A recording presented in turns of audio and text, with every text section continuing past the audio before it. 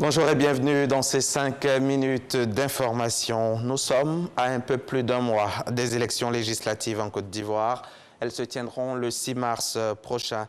Ce dimanche, tout à l'heure, à 12 h, la commission électorale indépendante rendra la décision portant liste électorale pour ce scrutin. C'est à 12 h et c'est en direct sur RTI 1.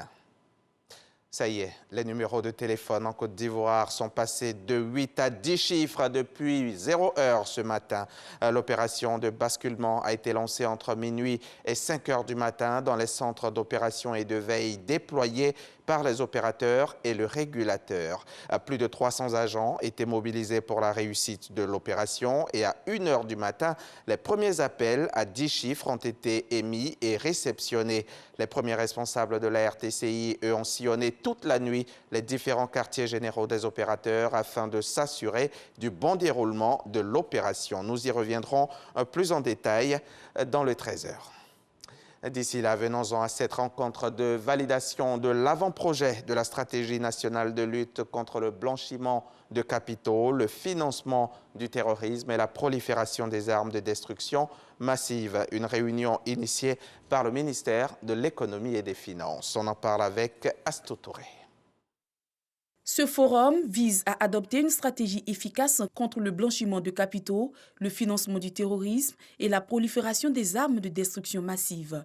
Réunis en atelier, il s'agit pour ces experts d'adopter une politique qui indique les priorités et les actions à mener en vue de préserver l'intégrité du système économique et financier de la Côte d'Ivoire. Une rencontre qui se tient à 8 mois de la deuxième évaluation mutuelle du dispositif mis en place par la Côte d'Ivoire en matière de lutte contre ces différents fléaux. Environ chaque 10 ans, la communauté internationale, notamment le GAFI et accompagné des institutions de Bretton Woods, procède à l'analyse du système de chaque pays à peu près et ça donne lieu à un classement, liste noire, liste grise et autres. Et en fonction de votre classement, cela détermine la nature des relations financières et économiques que vous avez avec les institutions de Bretton Woods et les autres pays. Et donc en septembre, nous serons évalués. Et cette évaluation, nous sommes en train de la préparer. Et cette préparation-là nécessite donc la mise en place d'une stratégie pour bien préparer cette évaluation. Ce document qui apparaît comme une réponse efficace contre la lutte contre le blanchiment de capitaux, le financement du terrorisme et la prolifération des armes de destruction massive devrait être disponible dans les jours à venir.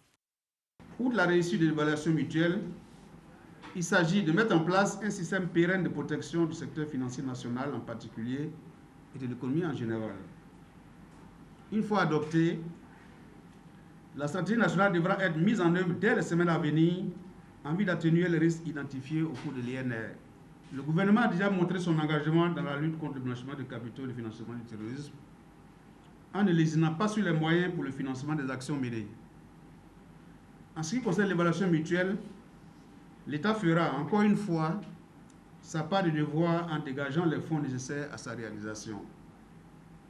Ici également de noter que nos initiatives ont bénéficié du soutien important de nos partenaires.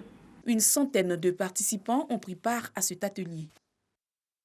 Le 25 novembre 2019, 13 soldats étaient tués dans une collision entre 2 hélicoptères au Mali au cours d'une opération antiterroriste de la force Barkhane à l'ouest de Ménaka.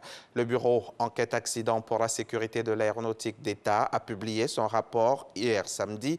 Les causes du crash relèveraient exclusivement de facteurs organisationnels et humains. Le rapport du BEAE pointe ainsi plusieurs défaillances dans la communication, des défaillances qui ont entraîné une conscience erronée de la situation par les équipages qui n'ont concrètement pas détecté la présence de l'autre aéronef. Une fois encore, les soutiens d'Alexeï Navalny bravent le froid et la répression policière. Nous sommes en Russie. Ces soutiens se rassemblent ce dimanche à travers tout le pays. Comme la semaine dernière, ils réclament la libération de l'opposant russe arrêté il y a 10 jours à son retour d'Allemagne.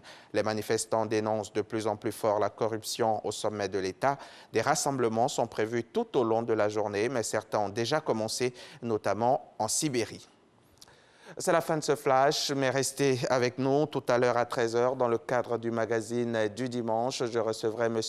Adou Jean-Martial, le directeur de cabinet du ministère de la Communication et des Médias. Avec lui, nous parlerons du basculement du signal analogique à la TNT, la télévision numérique terrestre. Et comme toujours, le sujet est d'actualité. On ne se fait donc pas prier. C'est tout à l'heure, 13 h sur RTI.